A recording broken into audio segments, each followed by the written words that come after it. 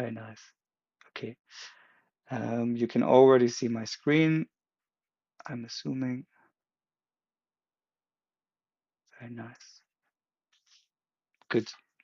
We're gonna wait about 3 minutes for everybody to appear, but so far it looks like everybody's on time. Thank you for that. Welcome. You've successfully signed up for the longest monologue of the day, so congratulations. I hope you got coffee. I do.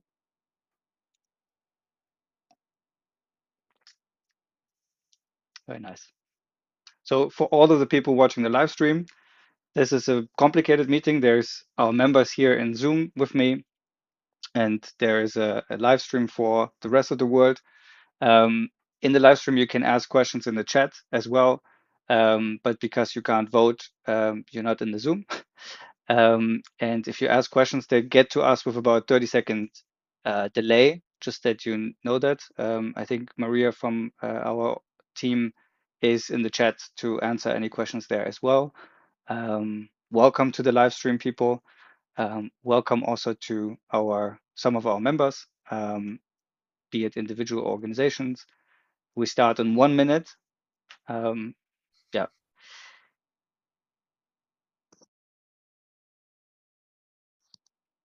exactly. And Maria already said here as well, for all of the people that are here in the Zoom, also you can use the chat, but you can also raise your hand. It's completely fine. I think most of the people that I see here, they know me very well, so don't feel like you can't interrupt me or something. I don't mind at all if you throw up your hand. It's completely fine. So I successfully talked through the 3 minutes already. So we start. Welcome to the General Assembly for the SDIA in, yeah, it is now 2023. The General Assembly is for the year always backwards, so for 2022. But today is really about looking forward. I think you will see and understand. This General Assembly has two parts. The first one is more the legal part, the logistics, as I like to call it, and then the majority of it, though, will be hearing from me where we're going to go from here. So welcome everyone again. We start with the logistics. In terms of procedure, because I find remote assemblies always very tricky, because everybody has to keep paying attention and say yes, yes, yes. So we're going to do it the other way around in terms of procedure. If I don't hear you raise your hand or say something, I take it as a yes, so that we make it a bit easier. And yeah, use the Zoom raise your hand feature. If you can't use it, put it in the chat now, then we'll find another way. But yeah, it helps usually to get a bit through it a bit faster. The first two obvious ones, I would move a motion that I chair this General Assembly as a chairman of the SDIA. If there are any objections, again, raise your hand now.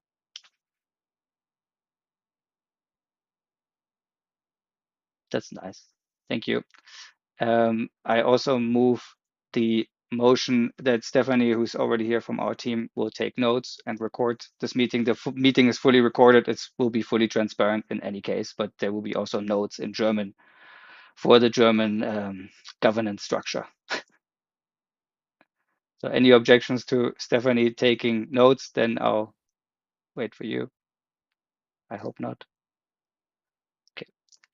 Then the most important thing, I observed that the invitations were sent in due form, so they were sent via email to all of you in time.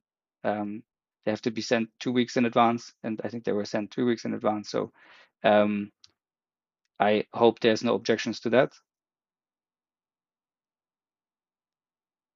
Very nice, thank you. And as you can see from our statutes 9.1, the General Assembly has a quorum if it is convened in proper form. Doesn't matter how many people are there, so we have a quorum. I observe that as well. So that was the first part of logistics. Second part of logistics, agenda. So we changed the agenda, of course. We We had intended to elect a new board. We had intended to show you our full 3-year financial reports, which are not ready. We intended to change the statutes. Now, after I tell you the direction, the new direction today, I think you understand why these things will not be necessary anymore.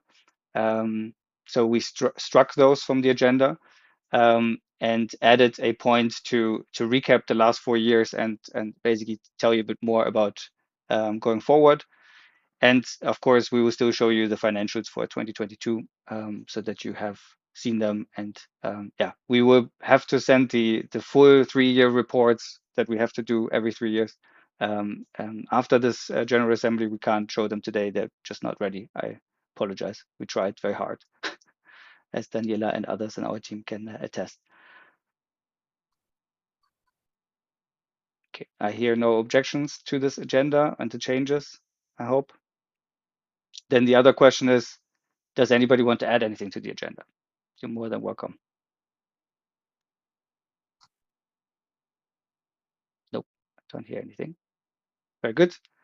Then we can move forward with this, I hope.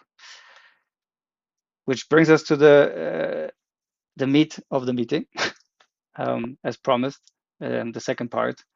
During this part, there will not be so many slides. There's just a few slides to underline some points. It comes in 3-4 blocks, and in between those blocks, I'm super happy to take your comments, questions, also put them in the chat. If you raise your hand, I will wait until I'm finished with that block to take the question, just so you know. Just that I can just finish my points and then have a break. Good. I hope we're all ready. I'm not, but this took a lot of time. So I think we can all agree on a few things. Over the last 4 years, because of our community mostly, we have become, as the SDA, probably one of the most prominent voices in this whole topic of digital sustainability, whatever that may mean. In July this year, actually, we celebrate our 4-year anniversary, and it's a 4-year anniversary of basically advocating for a sustainable digital economy. So we've been doing it for quite some time. And as you know, with anniversaries, the same with birthday parties, it's always a good moment to reflect, to highlight your accomplishments, which I'm doing right now, but also to reflect on how you can increase your impact, especially as a nonprofit. And we set out with the SCA to solve a lot of these sustainability questions in the digital space. And every year we must ask ourselves, are we still doing the most impactful thing? Otherwise, we're not a business. We are in the business of making a difference. Now, always, because there's always new people in these meetings, I have to repeat one thing. What does sustainability mean for us? It's a very important aspect for us. It really means focusing on a balanced outcome between what is best for society, the environment, and the economy. It's not a just one perspective view that we have. We always try to fit these 3 things together, these 3 circles. You've seen it a lot, I'm sure. Yeah, period. That's our interpretation of sustainability. Now, it's easy to forget that by now we have 100 member organizations. We have more than 800 individuals in our community that filled out the form to be an individual member and are active. We have a lot of partners, advocates. I think 4 years ago when we started, I was like this angry man on LinkedIn a lot. Now you see there's a lot more angry people. So, and a lot of them come from our community. So from that perspective, it's growing. The momentum is growing. We've always stood by our values, and I think that's something I will come back to a lot in the next 15 minutes, which are transparency at the core, fairness, honesty, and sustainability, of course. Gonna let in more people. We've also made a roadmap. I hope you all know this by now, that especially organizations within digital infrastructure can use as a tool to orient themselves, to commit themselves to really know, okay, what are the areas we need to address in terms of sustainability. We've also hosted a lot of steering groups, a lot of initiatives. We've done a lot to drive collaboration, to develop different solutions, figure out best practice, make business cases. I still send stuff we made 3 years ago to people now, especially as these debates around on-site generation and energy flexibility and heat recovery are coming back. Our work is more relevant than ever. And in these steering groups, we've brought together, in my opinion, some of the best thinkers, innovators, engineers, technical minds to really solve a lot of problems. And the scope is incredible if you look at it. This goes from energy integration, heat recovery, hydrogen, right? All the way to, okay, what does digital resources look like in the future? So the resources that come out of IT, all the way to what does the liberalization of fiber networks might look like, then to refurbishment of servers, of hardware, circular IT, all the way to what does a European cloud look like at the end. So the scope is just incredible of what we've thought about and what we worked on together. And I think though what makes us of what it takes to realize a sustainable digital infrastructure across this entire chain of things. So not just looking at the building or looking at the hardware, but looking at it as one holistic system. And with this very clear vision and very clear understanding, we've also made, I would say, some significant policy impact, especially now, which is still in progress. Nick was there this morning with me and 100 other people on the Energy Efficiency Directive, but also the implementation of the German law, where we will submit a letter today to the Parliament as well. So I think, there's a lot of positive things. What we also learned with some of our events, that this aspect of regionality, so our idea of a European cloud based on different regions, is becoming more and more prominent. And going forward, we will also expand the roadmap, you will see, as well as probably do a lot of other things. Period. The last thing I want to mention is that we've done a lot of events. I should have shown the slide, sorry. Values. It's me and slides sometimes. These are the values that we carried on with us. But I wanted to show you this one. We've done a lot of events. We've brought a lot of people together in the last couple of years. And I have to say, I really enjoyed the openness and the debates that we had in the past. So what we've learned, there's one really important thing, is that we can bring our values to the entire digital sector, and that it's more and more necessary to have these conversations across the value chain, something we already started with years ago. But to really make an impact, it really needs to be holistic. And it's very important that these conversations come from a position of independence and from strong values. Otherwise, we lose ourselves in the details. And period. First block. I'll stop here. Otherwise, I keep on talking. Are there any questions so far? Any remarks so far? I promised I will stop between each block.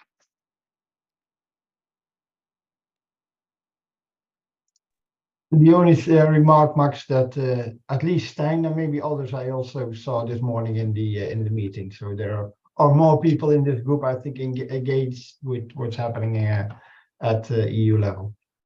Yeah, I think the momentum on positive change and transparency in Europe, I think, is very strong. And I feel like this EED thing has been growing over time, and more people are there, all focused on the same, driving transparency. I agree, Nick. And I'm not surprised that Stein was there. Good. Max? Then, Maria? Good afternoon. Could you just double check the live stream, please? I'm not seeing it live, so if you could just kindly check. It should be. Yeah. Okay, if you're seeing it, that's fine.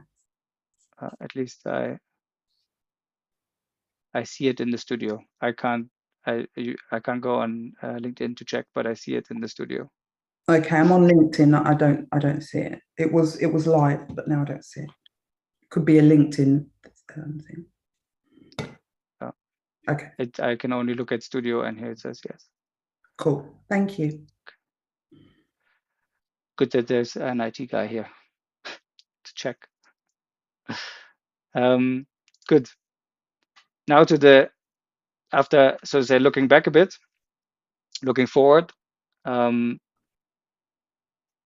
think personally that we are now at a very critical junction. Don't worry, I'm not going to say ChatGPT. Don't worry, no AI in this meeting. We are at a critical junction to really figure out what does a positive digital world look like for us. Because never before, I think, have more people been talking about what's wrong with it, what do we not like about it. There's a lot of policy momentum, and I think also we as a society really want the digital world to work the way we had intended it to, right? To make our lives better, to focus on what we need. And I think there's an opportunity now to really shape what the next chapter in digital looks like. And I think personally, I believe it should be human-centric and sustainable. I think that's also found in the values of the SDIA. And I think we can all observe that there's just a massive rise in the use of digital technology, doesn't matter what it is. And literally every day, new digital products and services are created now. It's a pace that we've never seen before. Like I worked in the space for a long time, and I have not seen the pace at which we are now releasing new stuff into the market.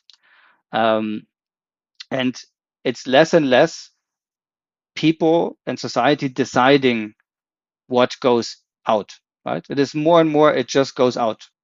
And this reminds a lot of people, and also me, of a form of technocracy, that there is very few people deciding what digital technology and products we should use. And that's not the direction I think we should be heading. Yeah, and we should make a choice about what we want in our society and what not. And so with this, I hope I don't have to point out to you, but with this increasing flood of digital products comes also more digital infrastructure. That's inevitable. So we will build more and more and more infrastructure, which of course will consume more and more of the resources that we find so scarce, and will also challenge our sustainability goals. So there is no way of looking at just the infrastructure without looking at the digital economy. It is tied together. It's like looking at the energy sector without looking at people having light bulbs in their houses. It doesn't work without each other. So for me, the consequential question now is, and I think that's also the question we should focus on at the SDA, is are we on the right path towards a sustainable digital economy? Are we going the right direction? And I don't have the answer, and I think that's the most important message that I will give to you next, is that the one thing we learned is that the only way to get to a better shared understanding and maybe a more positive vision of what it could look like is through debate and open dialogue. It's by people from different parts of society, different parts of industry, different parts of policy, talking to each other. Because it has to be something that we have not necessarily consensus on, but that where we all got to give our perspective to it. And I think the one thing that the SDA has demonstrated is that we are a community that can have open dialogue, that can be very transparent, and that can have debate, that can be translated into knowledge, education, and also then policy recommendations. Right? We can really get to the core of an issue through conversations, through dialogue. And we've done this so far for digital infrastructure, and I think we've been quite successful at that. But now I think what is the next important chapter is taking the vision we've developed for digital infrastructure. That's a very positive one. Like this is something we can get to, right? That was the idea with the roadmap. And this like can-do attitude to the larger discussion around the digital economy, and bring the same there and say, look, this is what it could look like. This is a positive version of it. This is one that we believe is sustainable. This is what a lot of people also see in the future. Here's a roadmap. Let's go there, right? Let's go together and let's go there. And it has to be a vision that is co-created with our community. And it's something also we really enjoy. I keep forgetting to change the slides. I'm sorry. There's a nice picture here. Yeah, period. So I repeat it over and over again. Open debate, dialogue, roadmap, dialogue. is really, really, really important. And through this dialogue, we can also raise awareness, and we can also bring policy, so to say, forward. I want to give you two examples because I'm very meta, but today's is my meta presentation, but I'll give you two, I think, very powerful examples. One is that I think we can all observe that cloud infrastructure has become kind of like an oligopoly, right? I think we all know this. It does not benefit regional ecosystems. It does not benefit, so to say, our national agendas. It is a global infrastructure that is put upon us. It's also not cloud that drives digitalization. It's people, right? I think it's very confusing these days. And it's very clear that we need an alternative version of that, right? We do understand that we need a digital infrastructure, but probably not as an oligopoly that's global, and that's the way it is. And we need to just have a conversation about what does that alternative look like, or are we okay with the status quo? And that's one example. The other one, I'm choosing now deliberately the other extreme, just to show you the breadth of problems. The second example is what we have termed attention mining. So it's something that we see very excessively done now using social media, is that society is basically mined for attention, so that more and more from monetizing our attention, right? That's the other extreme on the spectrum, right? So very technical discussions versus very social societal discussions. Both are completely necessary, and both are interrelated, because the attention mining drives revenue, which creates infrastructure and modes and vertical integration. So one doesn't go without the other. And again, though, a very important point to me personally today is that we can all here in this meeting, and I know most of you, so I know we definitely can point out all the things that are wrong. We can make hundreds of points. We can argue for 2 hours on all these problems. But ultimately, I believe what we're lacking is a cohesive, holistic, alternative picture. Right? What does it look like? If we agree that this is not what we want, what does the alternative look like? And we need to have a conversation about what that looks like. As Europe, as a global society, we don't have an alternative. We just know more and more that this is not what we wanted to begin with in a lot of cases. And there's more and more consensus around that. But now it's time to develop this alternative. And this alternative picture needs a home. And to me, that home needs to be an independent, nonprofit organization which has the underlying values of openness, transparency, and fairness, but also has the knowledge to really understand all the different pieces of the digital ecosystem, from infrastructure all the way to policies, but ultimately to be a facilitator for this conversation. Just stop talking. So, break.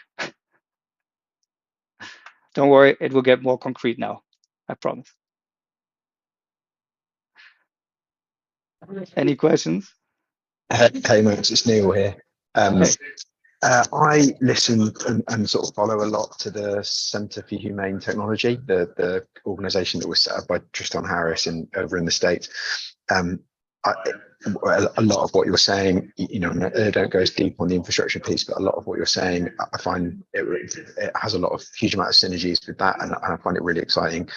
Is that an unfair comparison? Would you broadly agree with that?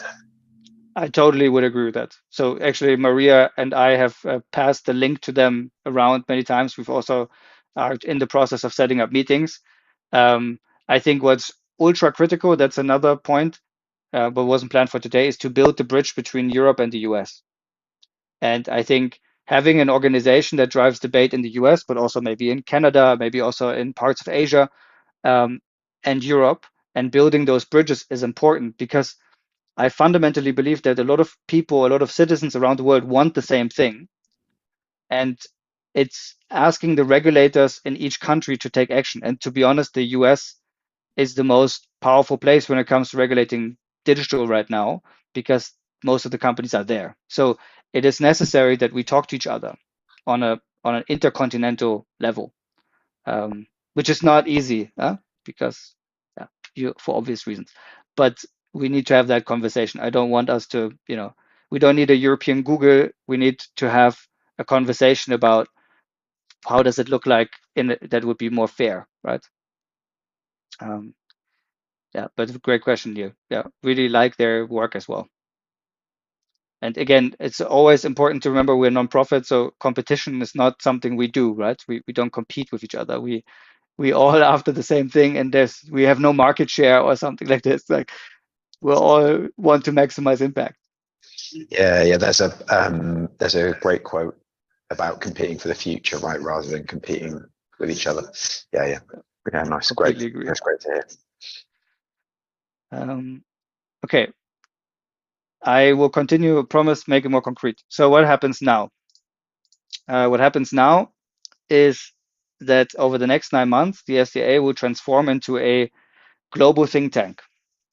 That main purpose is to create this positive vision for a sustainable digital economy and society, as one that, as always, balances the needs of the people, the environment, and the economy. We will share more details. There's a lot more to share on this transformation. It's been in the planning phase for 6 months now, but it will be anchored on debates, and I'll show you how that works in a moment. But we will share a lot more, especially with all of you.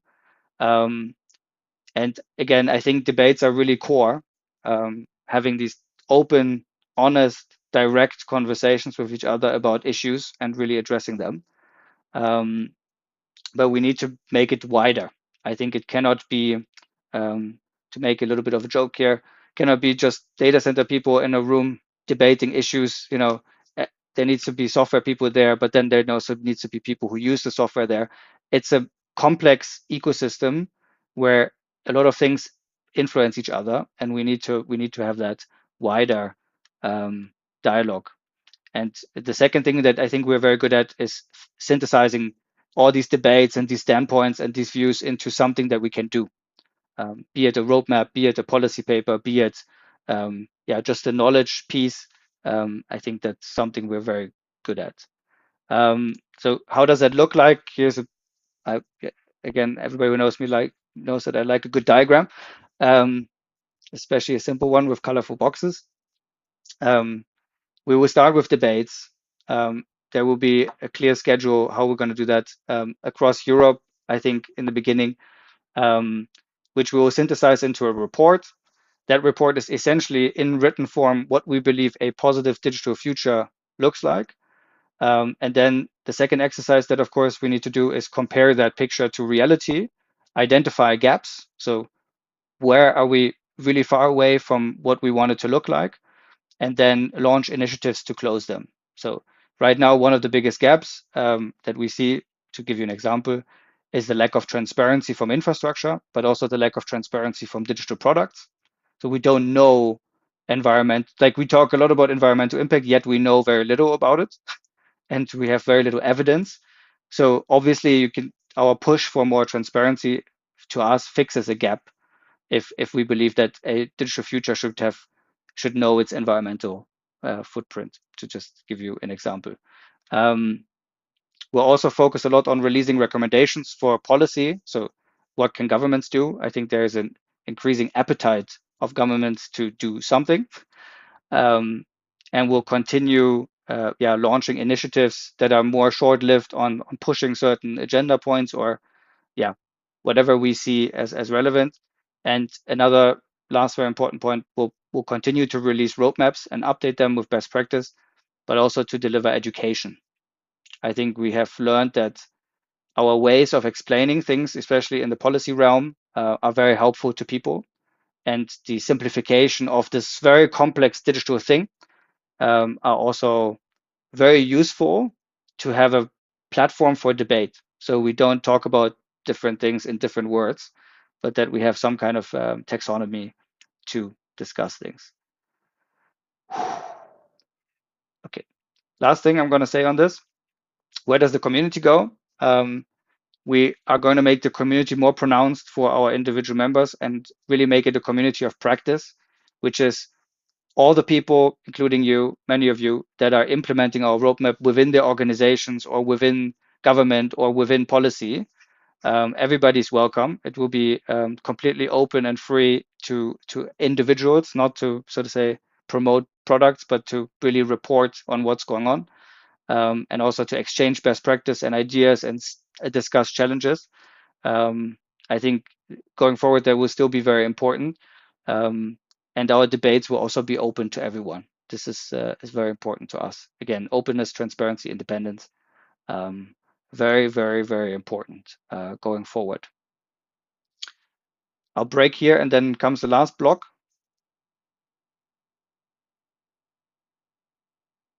If there are any questions or comments, fire away.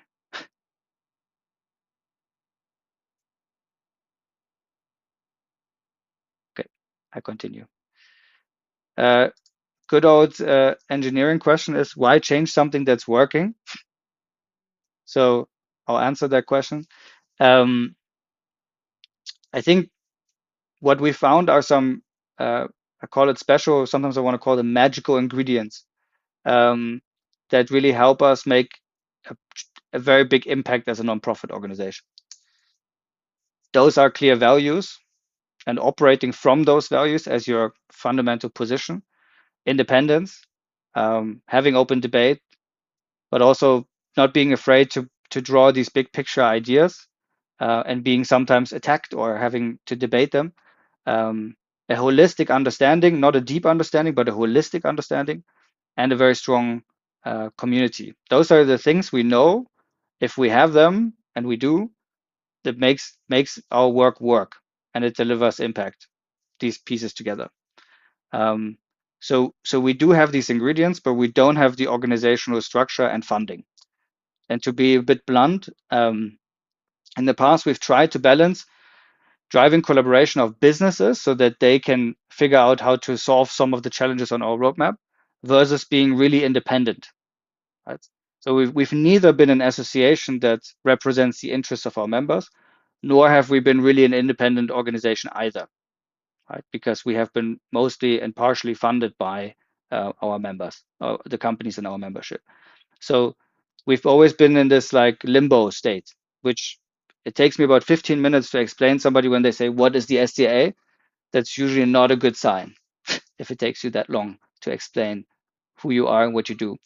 And it's often because we're trying to be independent while still not being fully independent. So that's something that we urgently need to address. And that's why we're also doing this transformation, to be really clear what we are and how we operate, where we get our funding from, etc. To just create clarity. Which brings me to the last bit, and then we'll open it for big Q&A, is our funding structure going forward. And before I go into it, I have to say, because I don't say it often enough, I'm incredibly grateful for all the companies that have supported us. Because honestly, without them, we wouldn't be here, right? So, and we've had a lot of companies that basically said, I'll close my eyes, I'll give you, I'll support you.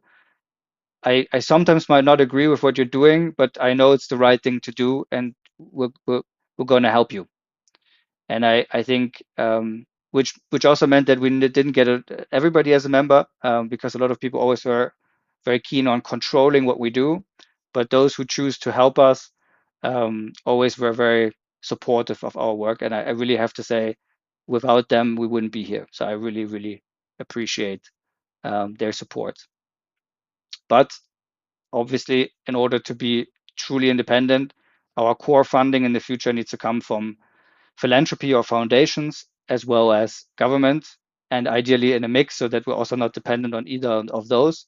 But independence is often just choosing your evil, and in this case, we believe this will create a stable platform. We need to be unbiased, so it's very important that there's no situation where we receive money from the industry to interfere with a certain outcome or deliver a certain message on behalf. But we do still want to, we do want to engage. I'll explain. but it's really important that we are independent and that our debates, our core funding, the debates and the report are coming from independent sources, so to say, or sources that are recognized as making us independent. So we will continue to have individual members in our community of practice, all good. But again, now circling back to the companies, one of our core values is to be open. So we can't say like, no, you can't be part of this. So we are inviting all our sponsors, all the companies that we engage with, to access our knowledge through workshops or trainings or host events for your customers where we help share our knowledge. But it will, for now, always be a one-way street. So we will come and share what we know, and not, so to say, be influenced. And we will make our knowledge completely available to all the companies that want to engage with it. And in return, we will get donations. We will make those completely transparent on our website, and make sure that it's very clear where the money came from in exchange for what. Yeah, that will be the path going forward. That also means very practically that starting today, if you're worried about getting a reminder on a renewed membership, that we will terminate all company members starting today. And we will also come to each of you individually and explain this again, for those who are not here, what the path looks like going forward. But yeah, our membership as, so to say, companies will not exist going forward. That was a lot. 2 last sentences, then I'll stop. I'm just reiterating, we are a non-profit organization. We do what we do to deliver impact, and we need to choose what we do based on where we can make the biggest impact. And orchestrating these conversations, releasing this positive picture of what a digital future can look like, and helping people understand where the gaps are and how to address them, is, from our perspective today, the highest impact activity we can do, where we can really help. I think we've done a lot in digital infrastructure and a lot is shifting, but it's now time to really go up the value chain and include more people in the conversation. Again, I look at the date every day, and also there's like six and a half years left until the 2030 timeline. So driving more people towards changing how they look at business, how they look at digital products, services, how they consume them, how it drives infrastructure is really, really important right now. And so that's what we're going to drive forward. So we're very excited about this new chapter. There will be a lot of changes you will see in branding, in how we present ourselves, in our governance, in our legal entities, things like this. But it will come step by step because we are a small team and we can only do so many things at the same time. But today in the General Assembly, you are the first people to hear about this. So I'm very happy that I get to share it with you first, and nobody else yet. So with this, I stop with my long monologue. I apologize, but sometimes it's necessary. Any questions, comments, remarks, and I'll be quiet.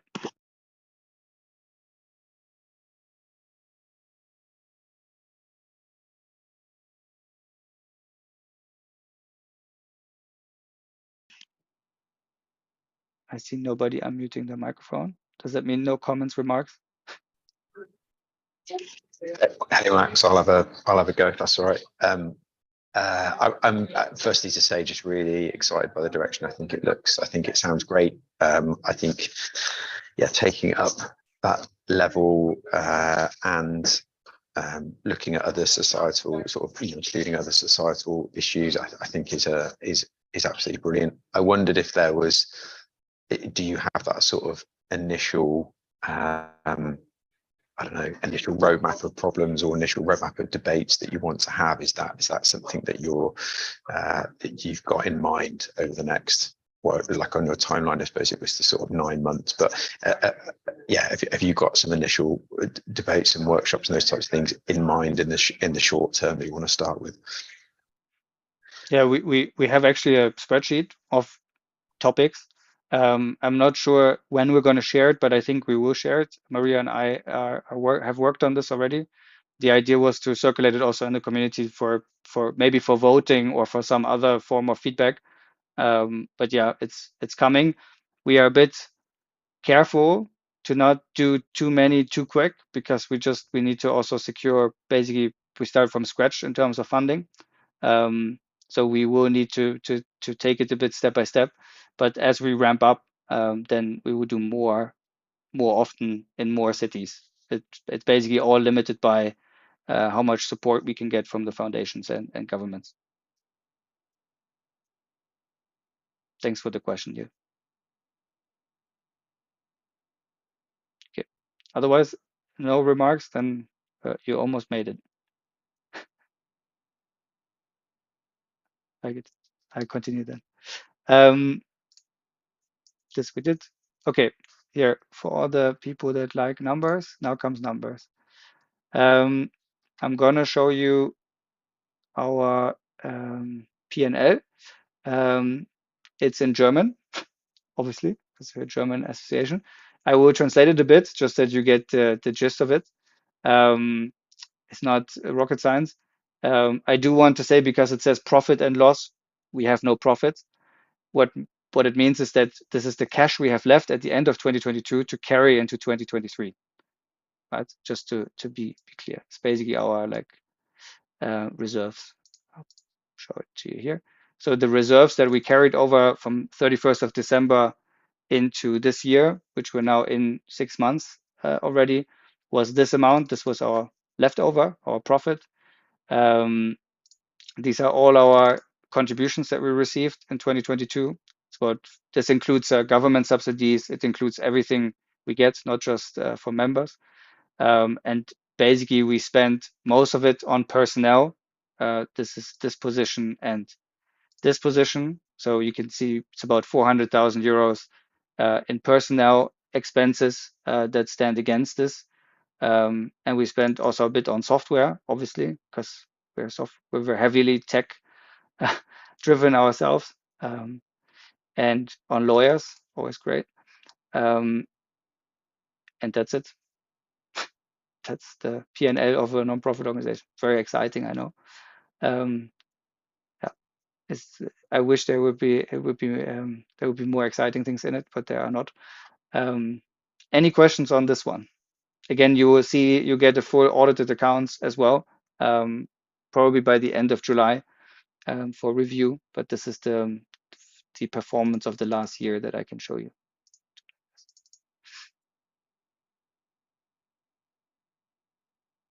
Okay. Just because it's in my head when I show the financials, starting next year, we will put our real-time financials on the website. So from that point on, there will be no more spreadsheets, no more like this, but you will be able to see like daily accurate financials. Because if you shout transparency all day long, you ought to have transparency yourself, right? It's a bit like, as we say in German, putting your fingers on your own nose. Yeah, so we will do that as well. It's just a bit of needs a bit of programming. Reading the comments. Okay, yeah. So back to the. I hear no questions on this. Otherwise, shout now. Okay. Then next point on the agenda is other stuff. Is there other stuff? Does anybody have stuff that they would like to discuss?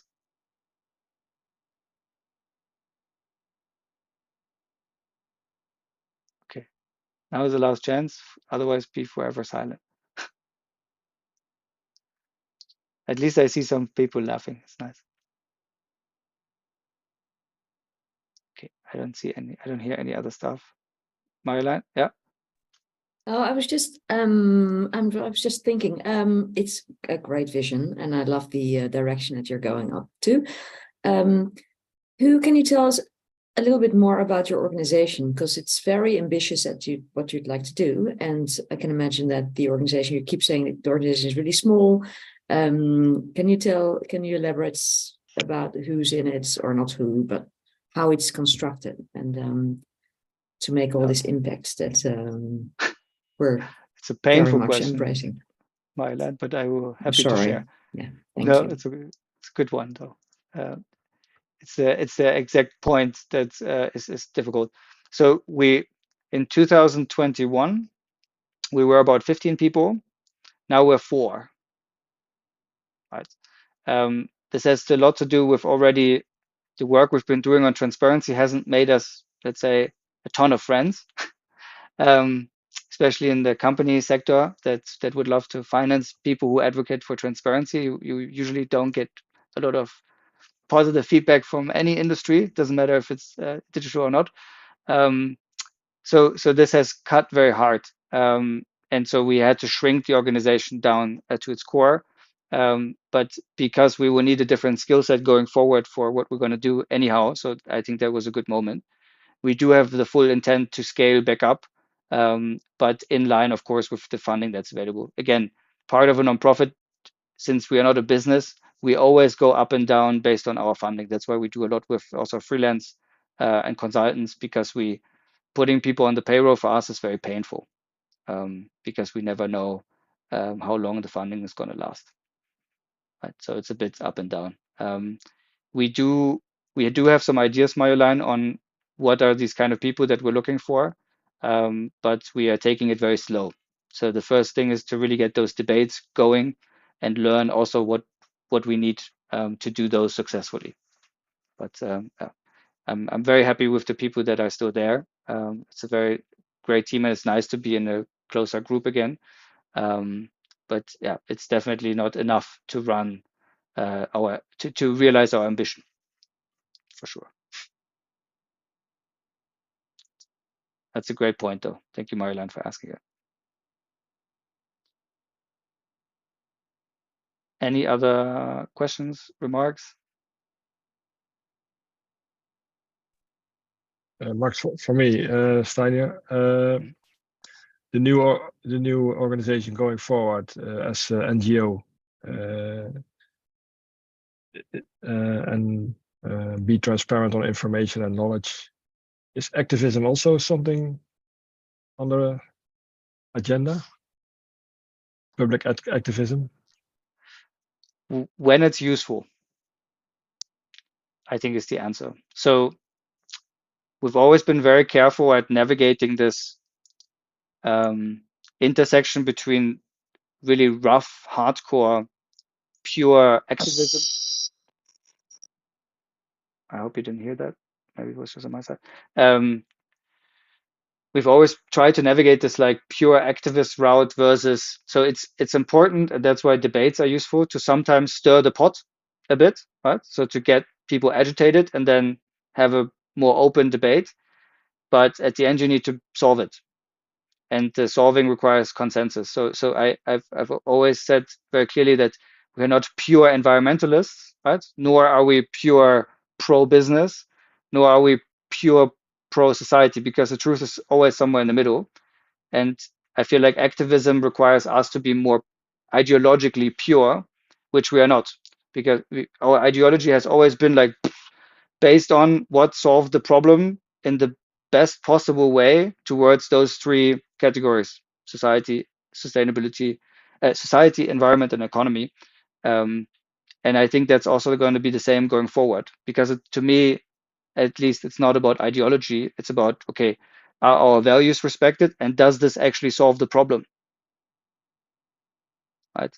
And everything else is pure.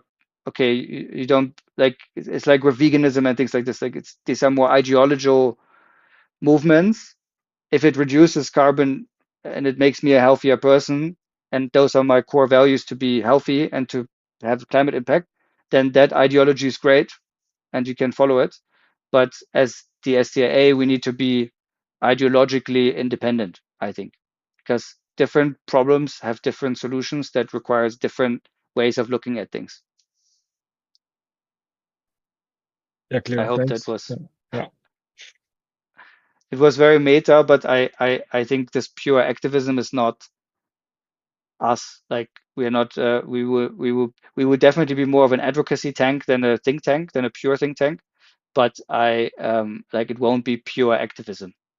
It won't be Greenpeace, to put it like this. So that's easier. Okay, thank you. Yeah, shoot, Marjolein. Sorry, I'm building on Stan's point actually, because I completely understand that you're not an activism type of organization, but you want to change something, right? You want to create a movement. You want to make sure that the digital infrastructure is more sustainable and you know, more in line with the ecological values. So it should be a little bit activism, otherwise you won't want to get there, I think.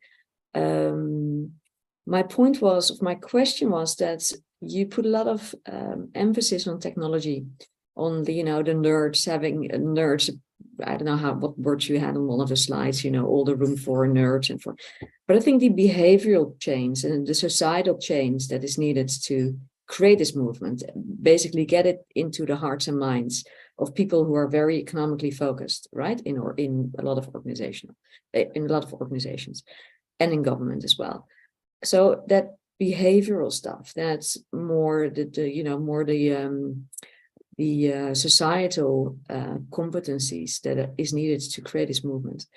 How do you view that, and where, and how will you make sure that it's not forgotten? Yeah, I think it's a really important one, actually. The core thesis of, to answer that question, the core thesis of what we're going to do next is build around that debate, right? And when I say debate, yes, there can be Stein and you being on a panel debating in front of people, but what we have much more in mind is to have open conversations where there's not a stage with people, you know, driving a certain narrative, but where everybody gets to say, for example, what they're afraid of in the digital world, or what they would like to see, what is their dream, and where it's a lot more inclusive, because that behavior change, I don't think works by certain people telling other people how to behave, but by being able to voice the things that bother you, and then hear other people respond to that and figure out, okay, this is how I can reframe my perspective on it, or maybe I'm reframing somebody else's perspective, and we all get a bit closer towards doing something useful. Right? In another sense, companies need to hear from customers, and so governments need to hear from citizens. Right? And ideally they do this together in the same room. Yeah, there's a lot of research on how to engage and how to create societal, you know, how do you say, that's a not participation, it's not the right word, but to involvement. I can send you some links to some I would love to. We're reading a lot about that as well, but there's an infinite amount of learning to be done. Yeah, no, I can imagine. Yeah, no, it's very important. Okay, thank you.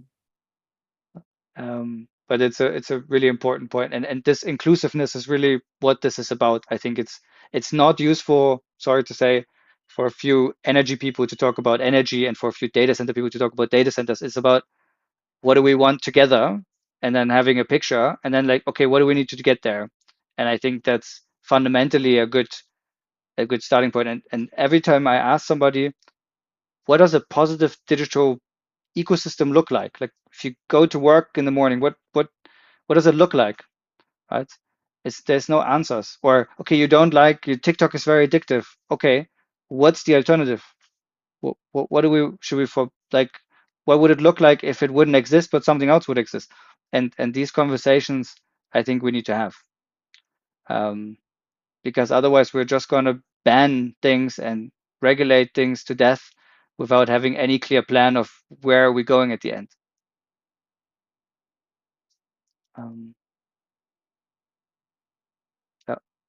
It would also be great to chat with them. Thanks for the comment. I think it's it's a very complicated field. I think very interesting.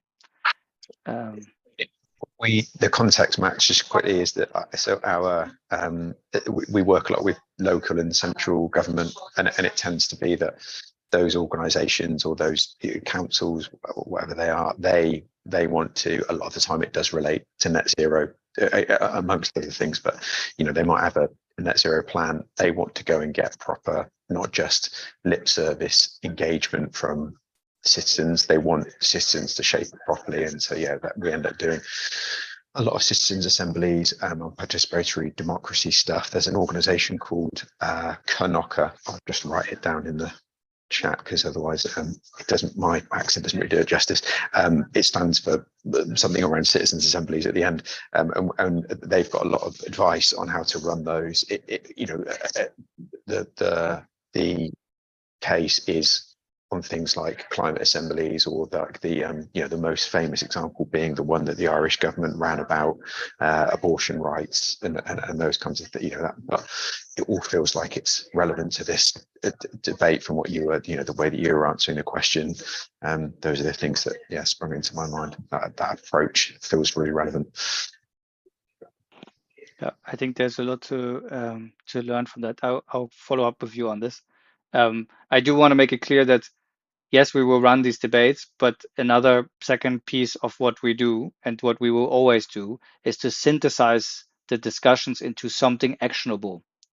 Because I've been in a lot of debates where it's about, who wins at the end, who's right, but it doesn't help because ultimately government needs to know what to do, companies need to know what to do, and citizens need to know, maybe how Marjolein pointed out, how to change behavior, if at all. And it's about, okay, I understand, we all agree. Now what do we do? And that's the second piece that I think we've shown that we are very good at figuring out very simple things that one can do. And I think that's what we also want to continue. Again, it's about impact. Bringing people together is great, but synthesizing what they talked about into something actionable is the second piece that needs to be there.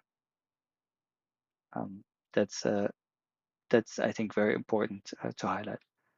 Okay, technically that was all. If none of you, because I can keep rambling on, right, for another 45 minutes if you want, but you know me, so I can do that, but I don't think that's very useful. Did any of you want to, or Nick, shoot? Yeah, I got one question, just practically, as the organization will change and the way in which different stakeholders are involved, you will set out how to do with using logos, emblems, things like that, and how to do these things, because that's, I think, quite important just legally also to have that clear. That was one point to me, which is more the technical part. The other thing I wanted to emphasize also what Marjolein said, and being a little bit activist would help maybe in the sense of explaining that if we're looking at 2030, nobody will envision that we won't have mobiles, computers, all the stuff. So all the stuff will be there and even more. And we can create solutions and look at that a positive way, because one thing we know, we will use all the equipment, all the facilities, all the infrastructure, but we can just choose how to do it, and that we do have the choice. And it's not only negative of using the planet, etc. And that would, what I would really like if SDIA could emphasize that also to the press, to well in media, etc. And well, have a positive look and at things are possible, and because things will change for sure, better than to assist in having that in the correct way, and that I think would really help in having a direction for SDIA. And then it's also easier for companies like us to support it and to understand what's happening. That was my point. Yeah, I think it's a very good point, Nick. Having this, so to say, a bit more balance. I do have to say that I think often it would be helpful. No, it would be helpful to have more really spaces and forums, because right now a lot of this activism happens asynchronously on the internet, in comments and things like this. And I think it's important that a balanced perspective can be found by all actors in a room together as well, because I feel like, especially, I'm very involved in the German discussion around the energy efficiency law, and it's very personal and very, very hard, I think. And to me, not always useful, and everybody is somehow an activist in that context, which is really strange. And it would be more useful to have an actual debate with actual information and actual, outcomes from it. It feels like we're more and more polarizing in like really practical terms sometimes, instead of having this like, look, digital can be good, has also environmental impact. If you use it, you have to be aware of the consequence. There's different ways for using it, and it's not always a good idea to digitalize something, for example, which is a very balanced view, which I think would be more useful. I hope that, yeah, I do agree to a bit of activism always, it's always very helpful, especially to get the conversation started. Because sometimes 4 years ago, nobody wanted to talk about data centers. I feel like now everybody's talking about data centers. Talking about conversations, also comment from my side and the feedback here. I think the approach is great. The new direction, I like it very much. And this goes also in the direction what we already discussed, Steen, Madeline, and also Nick, how to increase the debate or the dialogue. I think this is fundamental, I think, and I understood we're not there yet. It's also like a collaborative approach we need to think about how we can internally, but I think even more importantly, externally increase the dialogue. And then in the end of the day, what you said, increase and also the impact. I think this is something now which needs to be sorted out in the next coming months, from my understanding, right? Yeah, absolutely. I think my headset is broken. Yes, we need to figure that out over the next couple months. There's a lot of questions that we haven't an answer to, but I appreciate your feedback, Stefan, and it is exactly the intent to broaden the dialogue, Yeah. and make it more regular in that sense. I'm sure you guys, we will find a practical and, as you also said, a simple and but also effective way to do that. But I think we are not there yet. But I think it's the right turnaround in terms of direction. And I'm coming from OCP, or I'm active in the OCP, where this is also part of the DNA to be to work together as a collaborative community. And this is something, yeah, it's the old-fashioned way to work in silos. It doesn't work anymore, right? So I think it's the joint approach, and then to get a hearing. And this is, I think, the big task now ahead of us, right?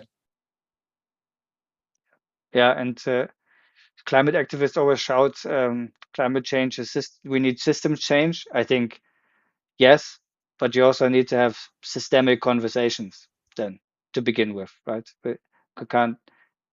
To your point, it is about bringing different people together from different parts of the value chain and have systemic conversations, and not system change doesn't mean we need to throw over everything. It can also just mean having a systemic conversations and a systemic vision for what the alternative is, in my mind. Stein. No, I agree. I also see the relation, what Stefan says with OCP. OCP is driven by the industry itself, and for systemic conversations, and that's also what Marjolein says. Change needs the stakeholders, and that can be the government, that can be the finance industry, that can be the research, the universities, and that can be SDIA. And that role, that needs then to be clear. What is the role of SDIA in that playing field of all stakeholders getting a change done? And I think we see ourselves as the orchestrator and the translator sometimes, or most of the time. But then somebody should be the activist then also, and that's the let's open for discussion. I do think that there's a maturing group of activists happening. Also, a lot of people activated by the SDIA's work. I think at least they came out of our community. So but again, we will never dial back fully on our activist role, because a good debate needs somebody to take uncomfortable positions just to have the debate. And we don't mind being the people that sometimes say the things that everybody's like, you can't say that. But because we're saying it, at least then we can have a useful debate. Right? Good. I really appreciate that you're all paying attention and giving this really content-rich feedback. I have to say, I appreciate it. It's very useful to us. And again, please engage with us. You will get a lot of updates over the next couple months on moving this forward step by step. Feel free to shout at us, email us, call us on any channel to really engage and help us shape this going forward. Without you, we wouldn't be here, and without you, we won't get to the next chapter either. I think you all don't realize, but I think if I would look at our CRM, I think we've probably had 100,000 conversations over the last 4 years with many of you, and it's all us together. Sometimes it doesn't look like that, but we wouldn't exist without all of you. Thanks, Max. It's really impressive what's established. Thank you. And with this, I hope I give you 23 minutes of your time back. That's always the attempt, right? And we can close this General Assembly. Again, the financials will come audited by our accountants in end of July, and then you can all comment on them. And we'll follow up with all the members, the corporate members who are paying as well after this, step by step. Give us a bit of leeway, but before the summer we should have that should have that done, I hope. And with that, thank you all. Thank you all for being here. Thank you for the people in the live stream. I hope I talk to all of you soon again, and especially all community members. And yeah, thank you for being here. Thank you for listening. Thank you for engaging. Thank you for being the greatest community that I've ever run. Cheers, everyone. Thank you, everyone. Take care. All the Bye. best. Bye.